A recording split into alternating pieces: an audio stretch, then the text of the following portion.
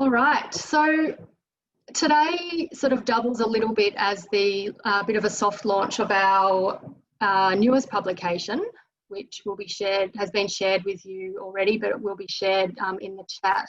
We might share at once most of the comments around who you are and where you've come from finish coming up, just so it doesn't get lost in there. But the new publication is called Learning Together, Strengthening Approaches to Primary Prevention through Communities of Practice.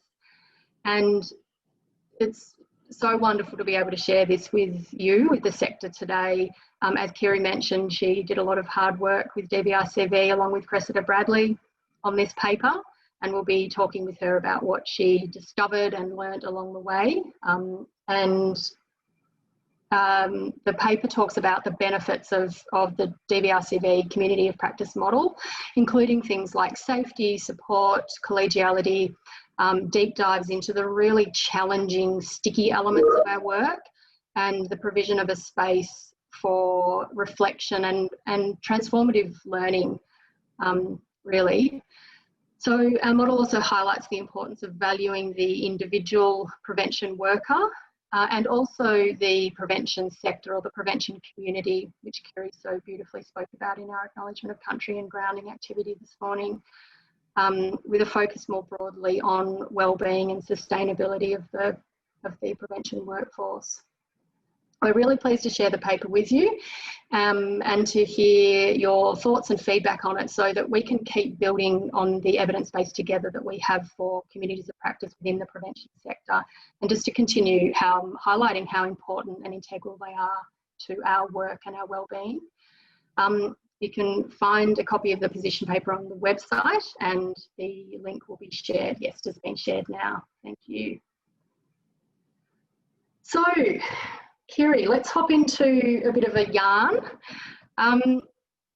I would just love to hear from you. I guess you've shared a little bit, but how you are feeling today?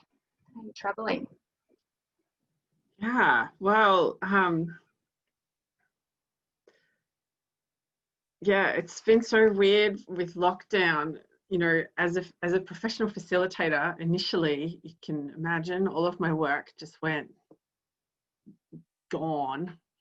But yeah, about a month or two ago, I think a lot of organizations went, this isn't going away. We need to keep doing stuff. And so now I'm quite busy. And I was in fact delivering training this morning, just before I came into this. And yeah, it's interesting. Like, I have this story because I've kind of in back-to-back things today. Like, I should be feeling really tired and exhausted, but I just feel so energized. Yeah, the training that I ran was for TAFE teachers, and that's a really exciting group to work with, to think that, you know, I'm training teachers who are going to go out and integrate this into their work. Yeah, and being here talking about community practices is yeah, just such a delight. So I am feeling full and a little bit stretched, and very excited. Love it, full stretched and very excited. It's beautiful. I have been feeling really tired this morning, and it's amazing you're talking about energy levels and feeling kind of full, because what is happening to me right now is what happens when I am sitting in a community of practice, either as a participant, but particularly in my experience as a facilitator, which is this amazing feeling of filling up and putting, it's an energy thing, I think. And it sounds really kind of cliche and a bit trite and corny to say that it's, you know, the vibe of communities of practice is very powerful. And just sitting amongst all of you today and having this conversation with you, Kiri, and an opportunity to connect in this way is making me quite literally feel like I'm waking up, which is just such a lovely thing. And one of the things, I guess, that we hope our communities of practice does for people. So let's talk a little bit about what a community of practice is. And there are lots of different models of communities of practice, lots of different ways of doing communities of practice and working with groups in that way. And what our paper highlights, and I should have said actually earlier that there will be an accessible version of our paper. It's still being worked on, but that will be available this Thursday.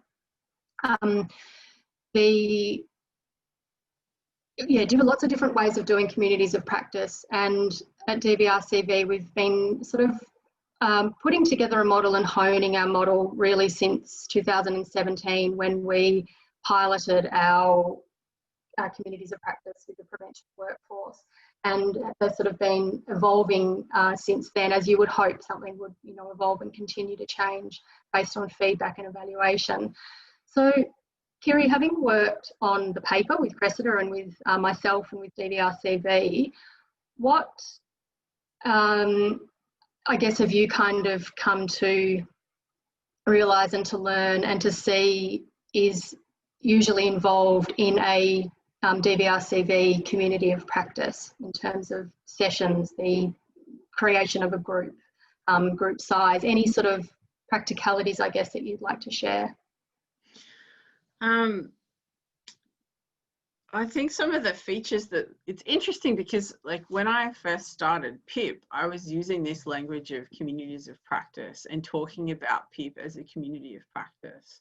And in working on this paper with DVRC now, it's sort of clear that your organisation's understanding of communities of practice has shifted over time.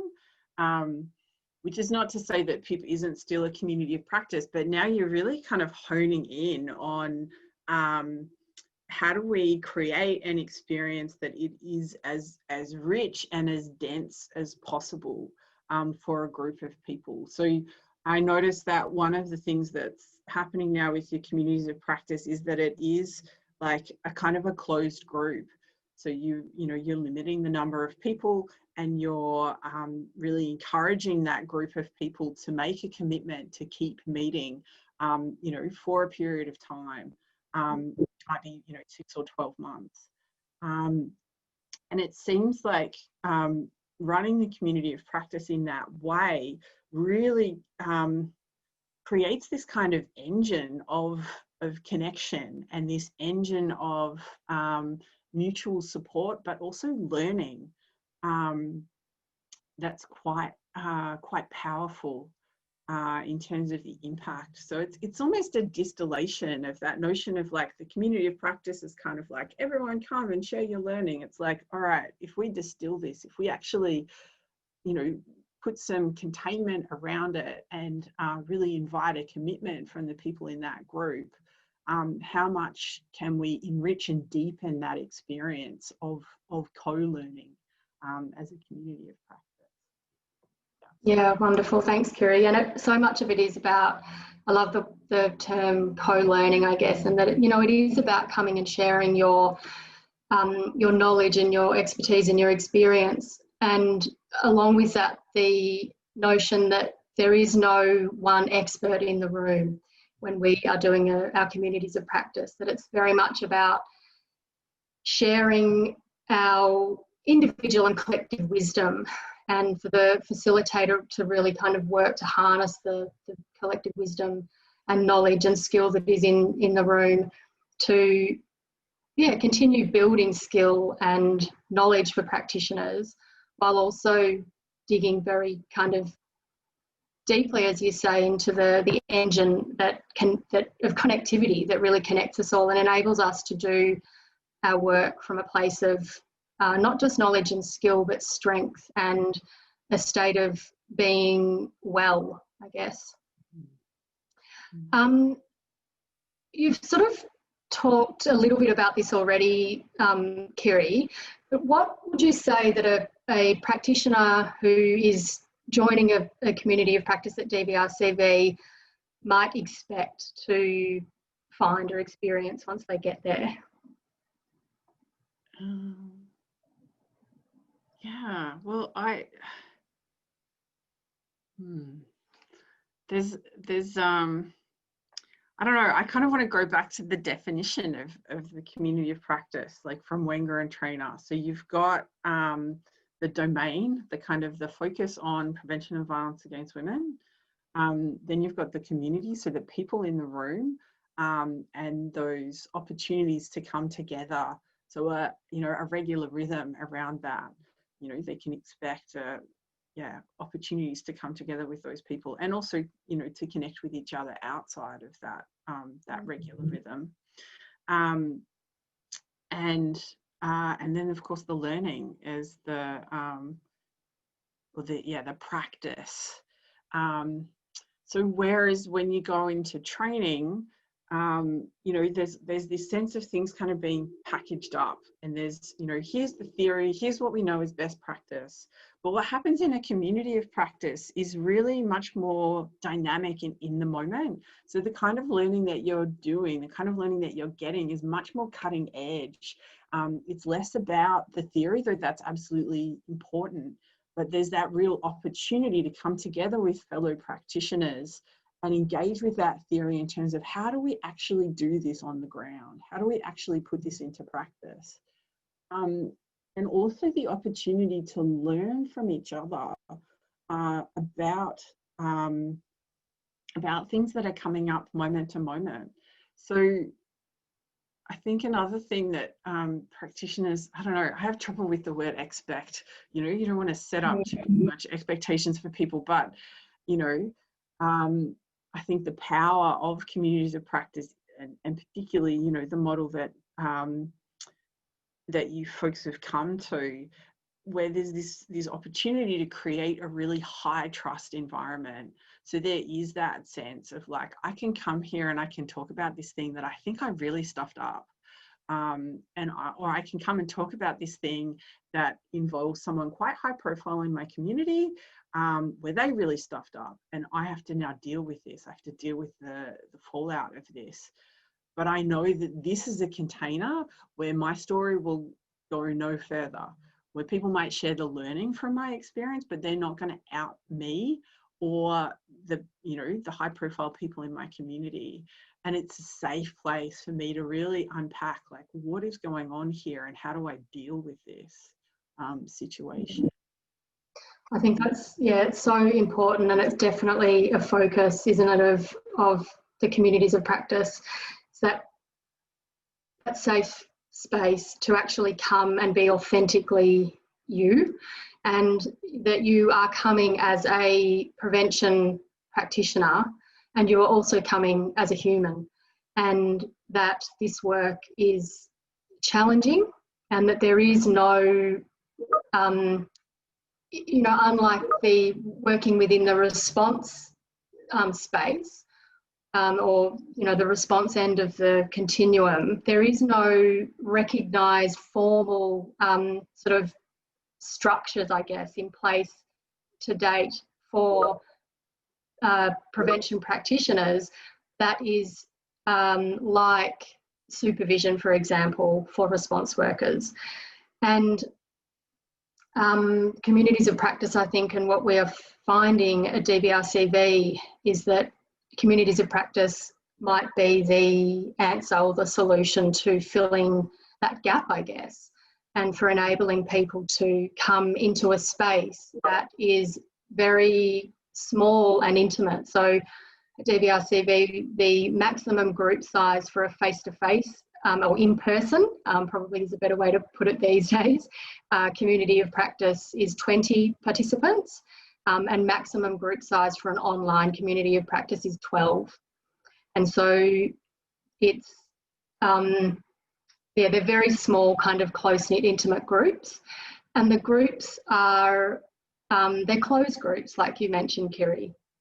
And basically, once the group has formed, if somebody leaves the prevention sector, or they move on to do something else, or they go on parental leave, or whatever it might be down the track, that space is not filled with a substitute person from that organisation.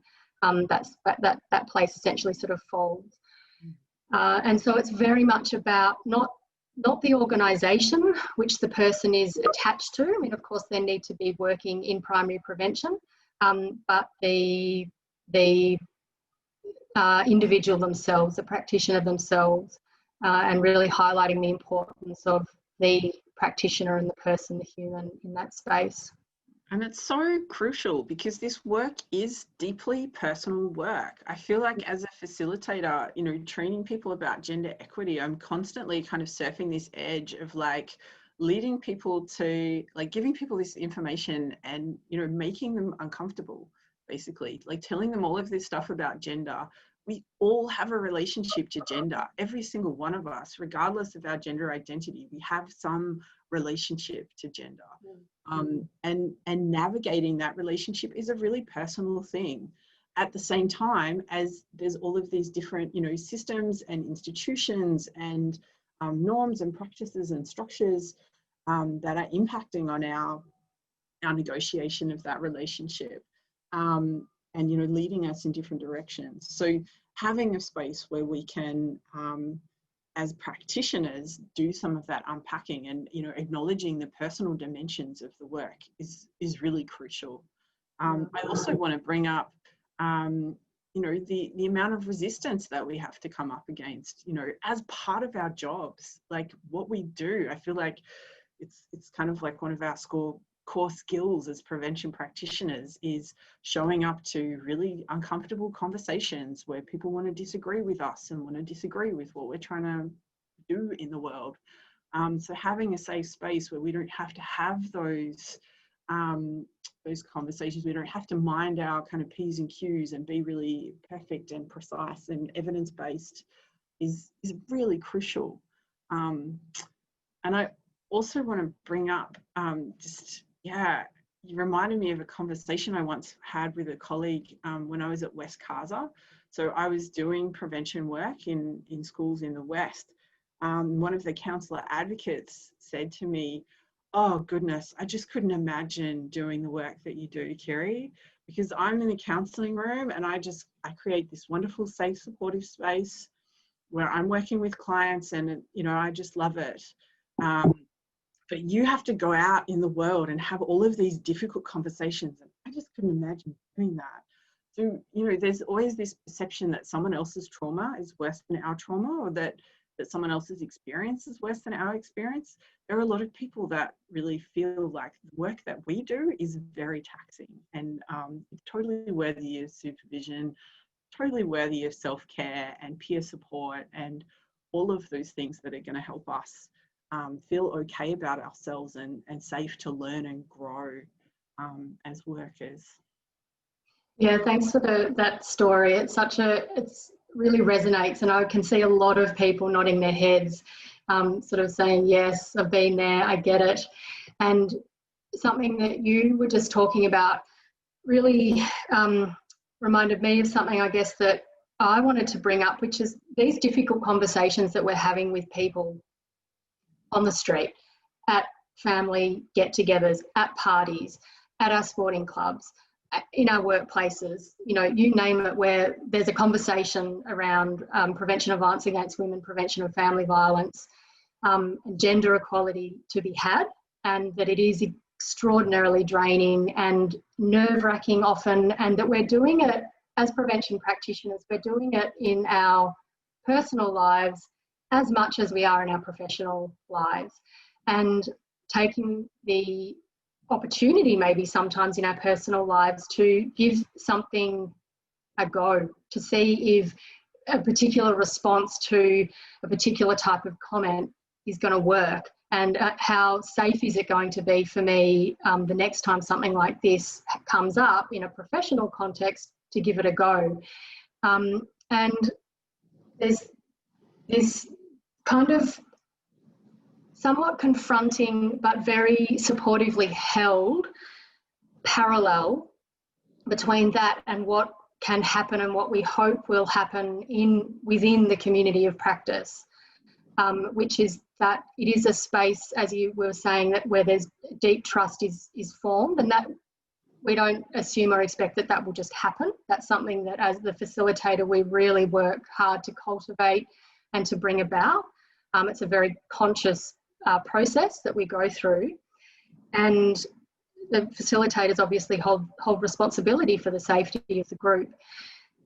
And when there is safety and when there is deep trust and when the time and energy and effort has been put into establishing a safe ground for people, we can then have those difficult conversations with each other.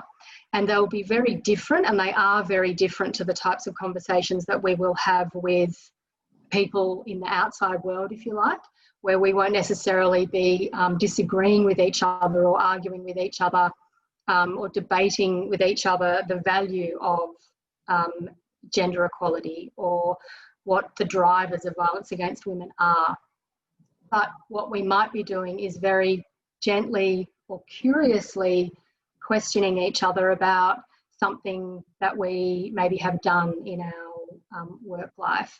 We might bring ourselves very authentically and vulnerably to that group and say, in doing my prevention work, I have reflected deeply on the X number of years in my past and the ways in which I have kind of conducted myself at times, or the things that I have said to people in certain situations, and I now feel so deeply uncomfortable, embarrassed, guilty, whatever those feelings might be around how we may have been in the past. And this is an opportunity for that really kind of transformative learning to happen. And if we can create a space for that to happen within for practitioners of prevention of violence against women and family violence, then that we're kind of going through the same process, if you like, as the people outside of that space that we're expecting them to go through. And we can feel intense resistance, and it can be very painful to have people kind of scratch away at the parts of ourselves and our behaviours and our attitudes that we may not, or the things that we've done in our work that maybe weren't ideal or weren't evidence-based because we didn't know any better at the time. And to have that kind of gently challenged and from a place of curiosity, that can be a very painful process. And so when we then think about the people that we're working with and the resistance that we're coming up against, some of it starts to make a little bit more sense, I think. But at the end of the day, we're creating a stronger ground or platform for each of us individually and collectively as a sector from which to do our work and to have those really challenging conversations. Mm-hmm. Yeah, because that deep work around personal transformation is also coupled with the collective experience in those groups that and the development of the shared language and the frameworks and application of knowledge. Yeah, absolutely. I guess that kind of brings us to maybe a little bit of a focus on the facilitator themselves. And, Kira, you and I are both facilitators. I guess I come to my facilitation of a community of practice with lots of a very similar toolbox, I guess I would say, to what I come to delivering a training session with, but that I come into that space knowing that I'm not there to be the expert, and I'm not there to impart all of my knowledge and everything that I might bring into that space. And that even though the sessions for a community of practice are time bound, obviously, they have a beginning time and an end time, that what happens in that space there's nothing that has to happen in that space. We don't have to get through, 10 minutes of introduction, 20 minutes of activity 1, feedback in 5. And that's not to suggest that training models, there's anything wrong with training models. It's just highlighting a difference. I love training. It's just such a different experience as a facilitator, I think. And so one of the things that I absolutely love about communities of practice is that as a facilitator, I can come into that space and I can be prepared with a process of what I think is going to be supportive for the group. But in terms of the content and any outcomes that we might reach or be working to achieve, that very much is the sort of owned by, or the responsibility in a sense, of the participants. And that is so exciting and so different, I think. Is there anything in the world of you as a facilitator of communities of practice, Kiri, that you'd like to share? Yeah, so I've come across this week this framework from Amy Edmondson, where she talks about psychological safety and accountability, and this notion of having adult to adult relationships, as opposed to some version of a parent-child relationship. So if you're kind of high on the psychological safety but low on accountability, you end up with a caring parent who's quite permissive. If you kind of high on the accountability but low on the psychological safety, you end up in the critical parent kind of, holding people to account. They're not being very kind about it. But then if you've got high psychological safety and high accountability, that's where that adult to adult kind of learning zone can happen, where there is that sense of safety, that you can, you're not afraid of someone shaming you, you're not afraid of someone critiquing your work, or that it will have consequences. I mean, even in a working relationship where you're talking to a manager, there's always that, this person's employing you, this person is paying you to do a job. And so there's always that possibility that if I show up and I'm honest about my failings or my limitations, I might get the sack. My livelihood can be on the line, my career could be on the line. So a community of practice is a space where you can show up, kind of warts and all, and no one's going to sack you, no one's going to take your funding away. And so as a facilitator, I'm really putting my agenda aside. I'm like you described beautifully, Emma. It's not about like getting to a specific outcome. It's about giving participants in the room control of the agenda. And really, like you said, there are those things that you put in place right at the outset that take a bit of time in creating a group. And I'll put the name of that author in the chat in a moment. Thanks, everyone. That create that culture of trust, and really allow us as facilitators to be in service. So we're not there kind of pushing an agenda or trying to like teach particular learning outcomes. We're in service to what wants to emerge, to the wisdom that's already in that room amongst those people. So yeah, it's a beautiful, and it's kind of a rare experience in this world. Like, how often do we get to go to a meeting where there isn't an agenda, where we can really deeply listen to what wants to come forward? Yeah, absolutely. There's this beautiful little phrase that keeps coming up for me over and over again at the moment, which is really listening to hear what someone has to say. And that, I think, is something that we do in a community of practice, and that we encourage and create the space for. And the other thing, I guess, I just wanted to pick up that you touched on, or that you reminded me of, was that element of power. And that, in all of our work that we're doing to prevent violence against women and to prevent family violence, we are talking kind of in and around power and power structures and dynamics.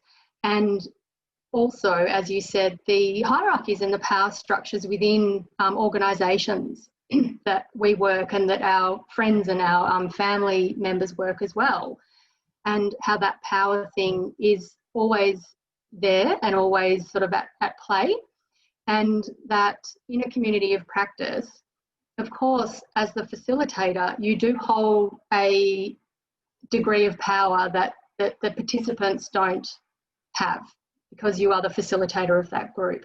However, one of the really powerful roles of a facilitator, I think, is to equalise the power that exists in the room as much as possible. And as a facilitator of communities of practice, I see that as being one of the key parts of my role in being a facilitator in that space, is to equalise the power in the room as much as possible, and to do those really tricky kind of tasks of noticing and naming different dynamics as they might emerge, because that's where real learning happens, is when people are in a safe environment, they feel supported, they feel seen, and they feel heard, and that we can, as a facilitator, come in and gently just say, I just want to check, was there something that maybe happened there, or was really wanting to check in with if someone is okay, or offering them, inviting them to say more about what it is that they might be experiencing, and to create an environment or an atmosphere of, we have time to stick with you for longer than maybe you're given in any other professional kind of context or setting. And if this is where the energy is for the group today, this is where we need to spend our time, because otherwise we run the risk of a session, community of practice session, or the series finishing up, and with some people kind of feeling not only not filled up and energized, but feeling kind of hollowed out, I guess, because they're coming into a space where we're saying, this is what we're going to do for you, and unless we actually spend the time to do it, it's like an empty promise, I guess. And so much of the work that we do in the communities of practice is actually just that holding and creating space and time to just sit in the fire with people. Mm-hmm. I'm just noticing that there's a question from Rosie Emma, and I'm kind of curious to hear the answer to this too, because the evaluation information that we were working from in the paper was really based on the in-person communities of practice. So what can you tell us about what can be achieved through running a community of practice virtually? Well, it's a really, really interesting and good question, Rosie. Thanks for posing it. And I think that the honest and the genuine answer is that we're not entirely sure yet. And the reason that I say that is because we have offered online communities of practice in the past, and what we've done in the past is had the first session, at least session 1, and sometimes the final session, session 6, as a face-to-face session, for the very reasons that we have been, talking about today, that we know that it is easier for people to connect and to get to know each other and to mingle, over a cup of tea in a tea break, and face-to-face, sitting in physically sitting in a circle, and connecting with each other in that way.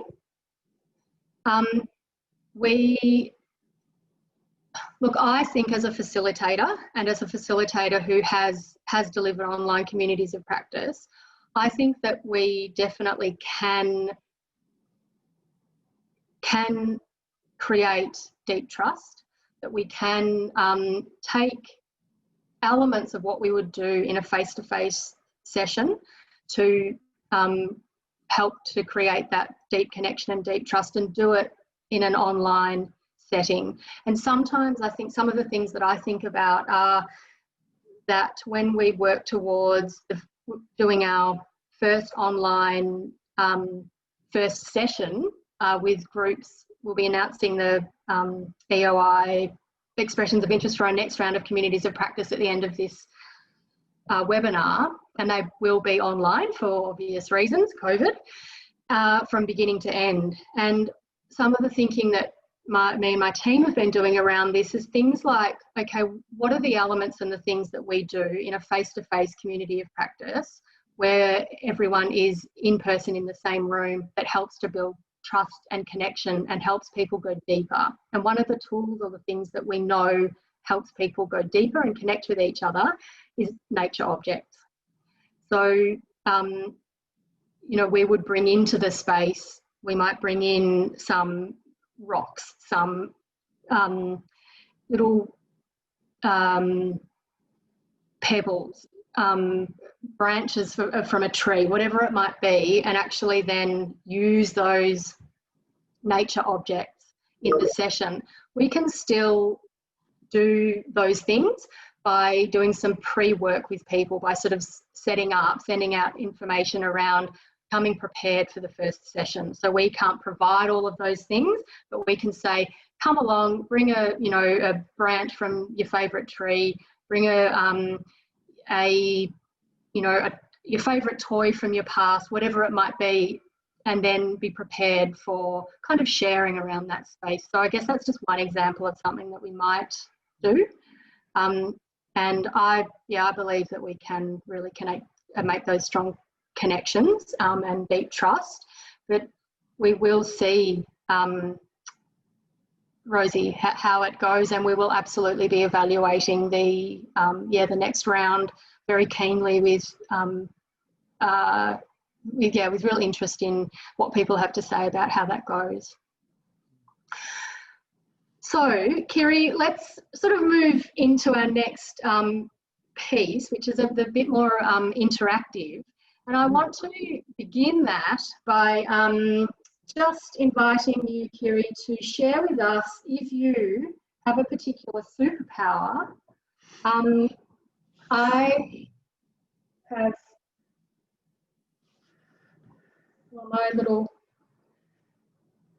missing the op shops a lot, and have my little makeshift superhero cape here, held together with bulldog clips, because I couldn't make it to the op shop.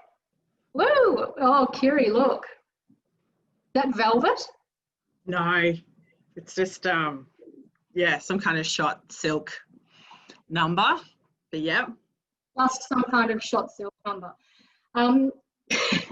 So one of the activities that we run often, although not always, because as you know, we go with where the group is, but one of the activities that we sometimes do is the what is your superpower activity. And we're going to invite you all to have a go at that in a moment. Kiri and I thought that we would bring our superpower capes for this particular part of the event. I was going to wear my undies over my pants, as all true superheroes do, but I want to keep my job, so I decided I might not do that. But Kiri, just briefly, because we want to try to sort of hand over as much time as we can to everyone else, you probably have many superpowers. I could list loads and loads for you, but what's the superpower you'd like to bring to the group today? The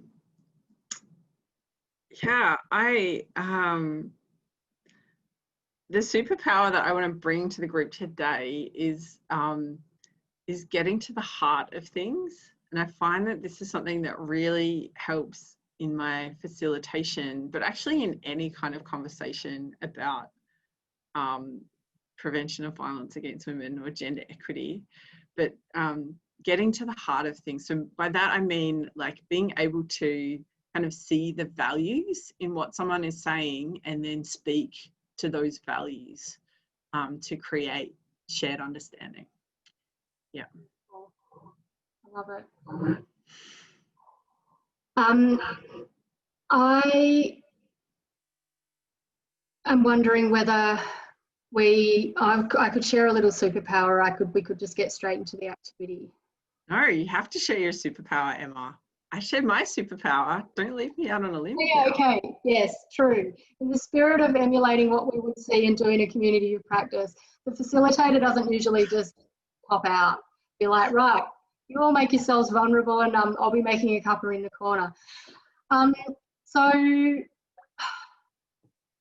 I think for me, this is something that it's sort of like a superpower that works very much kind of internally. It's like it's super for me. It's a super experience for me, I guess, but that it has benefits, I think, for people when I am facilitating, or even if I'm a participant in a community of practice or in my prevention work.